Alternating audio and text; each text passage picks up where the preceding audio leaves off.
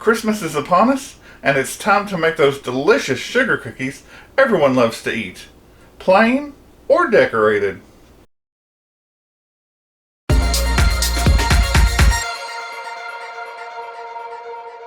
Hello friends, welcome to Help at Home, your resource for great recipes and easy learning. I'm Jim Hightower.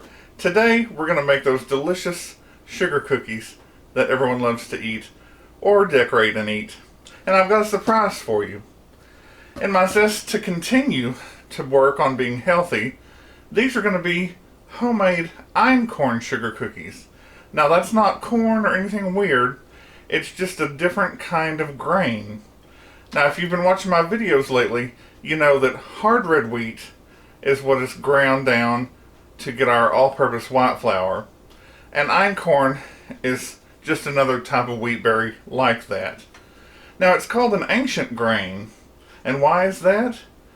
Because einkorn dates all the way back to like when Jesus was alive. So, you know, you can date your 2,000 years plus. And that's just gives you kind of a warm thought. At any rate, you may be having questions like, well, what if I don't have einkorn or I can't get einkorn flour at my grocery store? You can still use your all-purpose white. Alright, so grab your pen and paper. Here come the ingredients. You will need half a cup or 1 stick of unsalted butter softened. Half a cup of sugar. Now this calls for organic cane sugar, but even I didn't have that. 1/3 cup light colored honey, 1 egg, 2 teaspoons vanilla extract, 1/8 teaspoon almond extract, 2 2/3 cups all-purpose einkorn flour, 1 teaspoon baking powder, and half a teaspoon of salt. Now there is an icing recipe. I'm not going to give it. Icing recipes are all over the internet.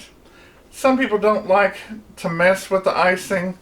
Some people like to just do kind of the shake and bake. You can put your colored sugars on top and bake it. And nobody will ever know you can't handle the decorating the hard way. At any rate. And that's me, because you won't catch me piping cookies. I just don't do it. So, also be sure and check in the description below. There will be a list of ingredients that you can print off and then make your own directions as you like, taking notes, print it off. And remember, put this in your very own cookbook. Use the page protectors, plastic. You can get 2 recipes in one. Then you can write your notes with a permanent marker on the outside as to how it worked with your oven. You'll be preheating your oven to 350, but not yet, because we have to make this dough and chill it for about 30 minutes. In my bowl, I have my sugar, my softened butter, and here goes my my somewhat cold and crystallized raw honey, which I'll let you see right there. I had to scoop it out. If your honey gets congealed because of the cold weather, don't be scared. That's absolutely normal. In fact, to my eyes, and maybe yours, it looks a bit like applesauce. But it can stand the blizzard test at Dairy Queen. Alright. Toss that in the sink. Wipe that off on my beaters. Alright.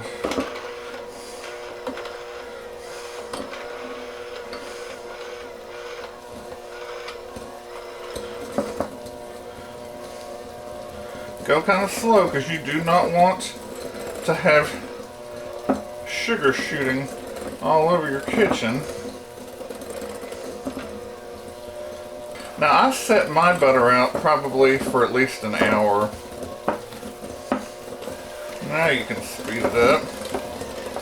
Just till it's kind of fluffy and whipped.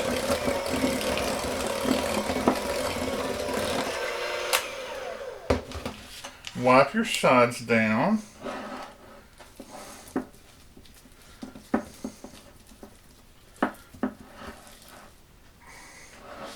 Then you can use your beaters here to wipe off your spatula. Also, we need 2 teaspoons of vanilla extract. I've got my homemade here. This is so delicious.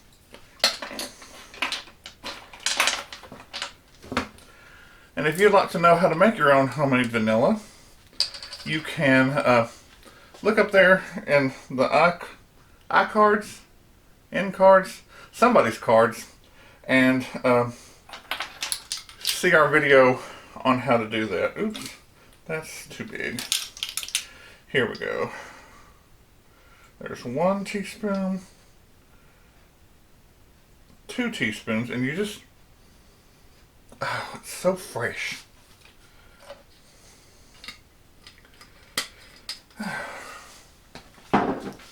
Now here's the talk about the 1/8 of a teaspoon of almond extract. I've never seen a teaspoon or measuring spoons that would get down to 1/8 of a teaspoon. The smallest is 1/4, and so basically you just want to fill this up about half full. If you, ooh, and see that just filled up quick and I had to put it back in. If you've been watching me for a while, you'll know almond extract is both wonderful and scary because it's quite strong. You might be asking, where did I get this big, how big is it? 12-pound jar of honey from? I got it from MissouriStandard.com, and you can check that out. They have wonderful organic foods at great prices. It's kind of a wholesale, I don't want to say shopping club because it's not a club, but they do farm most of their own things, and I've talked about them before. You can go to their website and check them out. They are where I get all of my grains to do my bread with and other things. They have your hard red wheat, hard white wheat, soft white wheat, einkorn, spelt, so many. Anyway, I'm stirring in the extracts and the egg.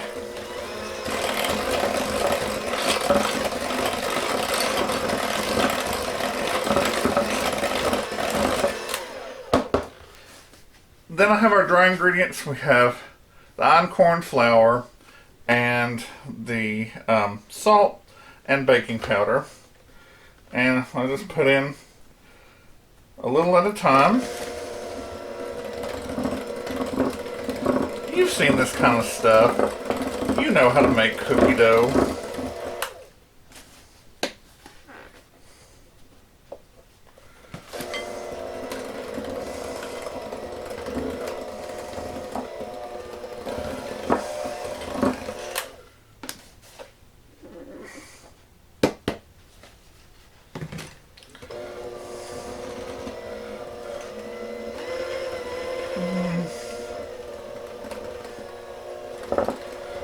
And then you just carefully stir it in. Come on.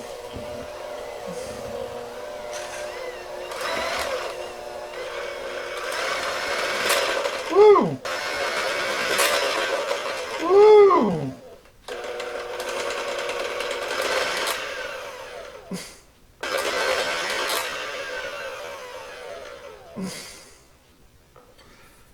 That was nice. Then I can just give this one last little stir.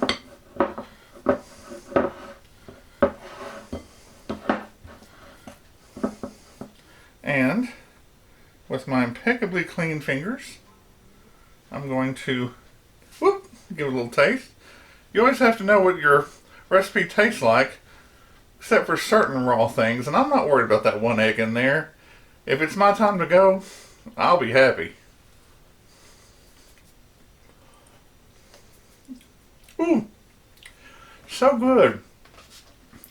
The honey brings out a light, kind of nutty flavor in the einkorn flour, and it's just wonderful.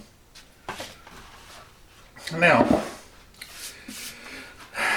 we need to chill the dough so that it can have a chance to firm up the butter, and it will be easier to work with, because if you try to take it like this, it's just not going to be, it'll be a mess. So,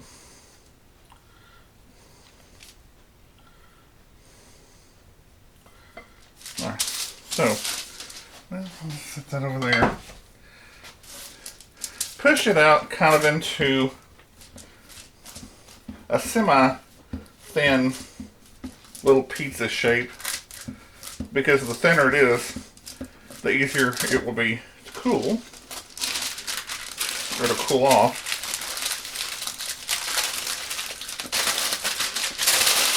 And again, I'm just using wax paper. We'll set this in the refrigerator for 30 minutes to an hour, and then we'll be ready.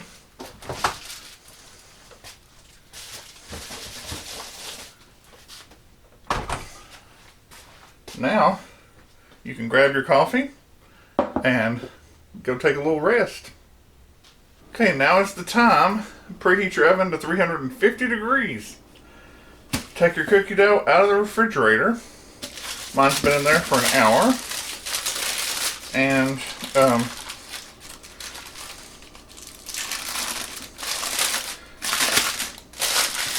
this is what it looks like. Now, I am going to take a new piece of wax paper here and sprinkle some einkorn flour on here.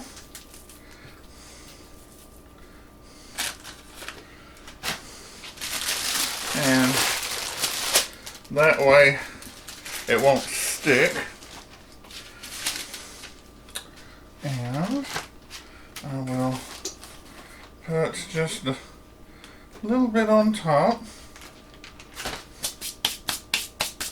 I know I'm going to get, flour all over me. Now this is one way you can do it, is to put it between two sheets of wax paper, or that non-stick paper, parchment. Now, it may be a little firm.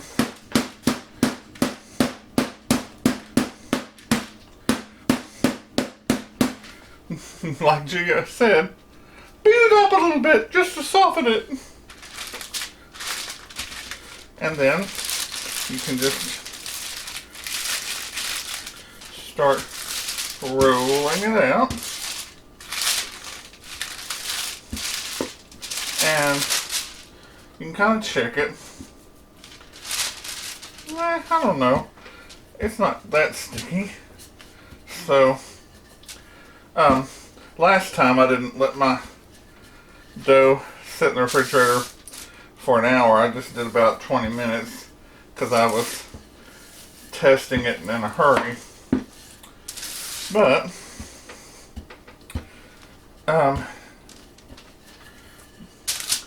you want to go for about, I don't know. Honestly, there's no correct thickness. If you want them nice and real soft, 1/2 inch is always great. If you want them about average, then, I don't know, 1/4 inch or so. Alright.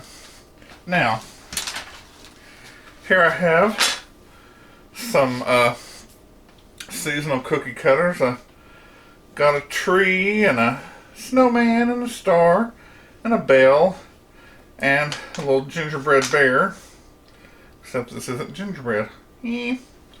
So I'm going to cut out a couple of trees.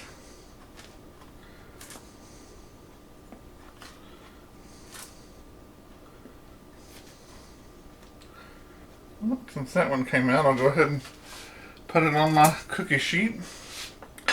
And that's got foil, and I sprayed it with cooking spray.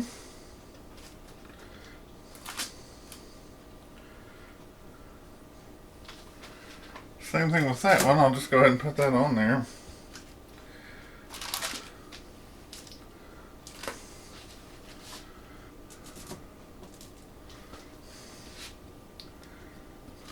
And you just get your shapes.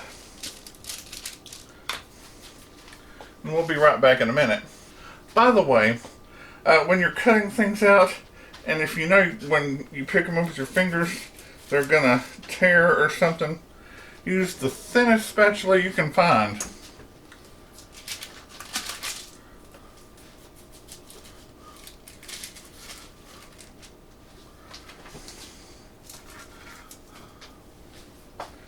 Here are all my cutouts.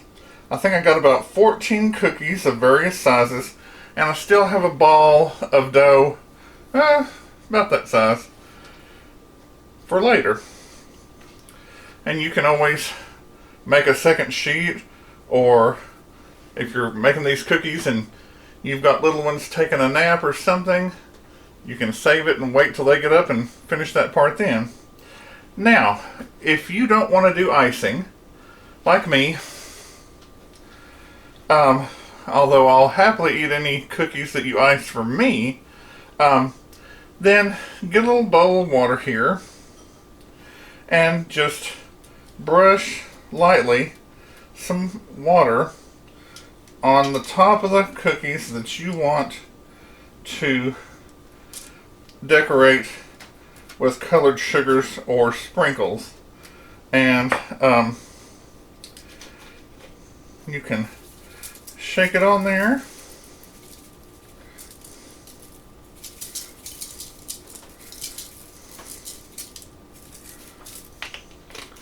And got some colored sprinkles here, which have to be careful because they don't have a little sifter lid on them.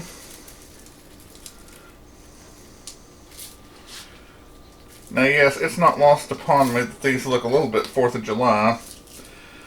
I ran out of red and green sugar. But, so, this is how you can decorate those. If you didn't see that, you can see it there. And let's talk about cook time. The cook time says 10 to 12 minutes, and I'm going to tell you, I think that's too much, or at least it's too much in my ovens, because I have two. This is at 350, of course, and if you want them to be a firm sugar cookie, then you want to cook them a little longer, maybe the 10 minutes or so, and check it. If it's not brown around the edges, then you can go longer. But just be careful. You don't want to ruin cookies around Christmas. Kids don't like that. And also, most kids don't like a hard cookie. It's kind of like that song, Hard Candy Christmas, except Hard Cookie Christmas. No. Write that one down. So, if you want them softer, like most people, I would start off around 7 minutes, and then check it at 7 or 8 minutes, and go from there, about a minute at a time. Generally, if they're starting to brown around the edges, they're done. They may look raw on top, that's fine. They'll keep cooking as they cool off. So you can experiment with your first pan. If it doesn't work out the way that you want, then you can put them in for more. Now I apologize if there's little bitty fruit flies or gnats. We've had an infestation in our town, and I don't know how they're getting into the houses, but They're driving everybody nuts, including me. So into the oven we go. Here the cookies are, just out of the oven. This was 8 minutes. And these two you can see have puffed up, and some of these have puffed up, but they're lightly browned on the edges, and they're going to be done for my oven. So first thing you do is remember our tips from even a couple of years back. Don't grab your spatula and say yum yum cookies, or you're going to have a pool of mushy goo. What you have to do is give them about 4 to 5 minutes to cool on the rack as they are. And like I said, they'll continue to cook for those few minutes while they're cooling. Then, thinnest spatula possible, and carefully put them on your cooling rack.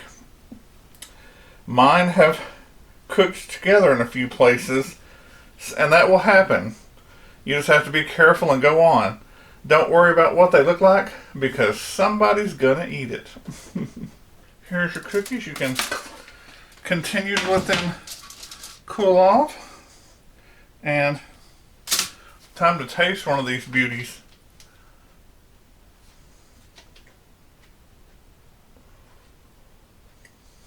Mmm.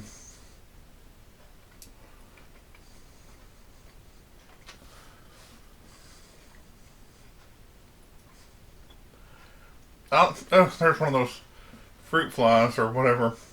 I love this, the way the einkorn tastes, again, with the honey. It brings out a light, sweet, nutty flavor, and it's just delicious.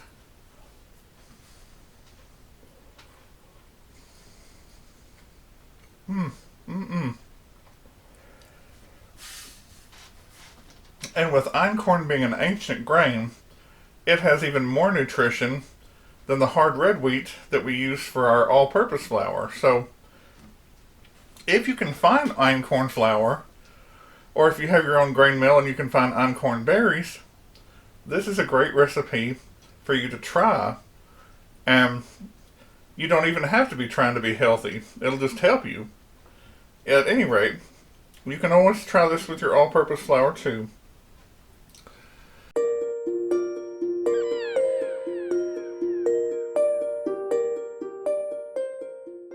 If you like this recipe for einkorn sugar cookies, the delicious cookie with the benefits of health, give it a thumbs up. Subscribe and share with your friends who like to cook or just want to learn how.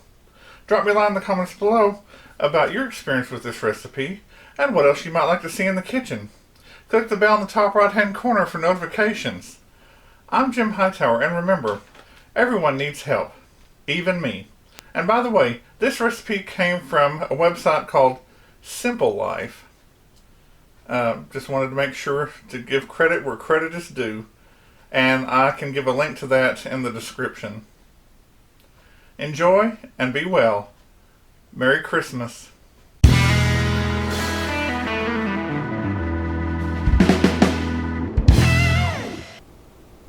Maybe. If you like this recipe for happy holiday, no. If you like this recipe for, you're a ding dong.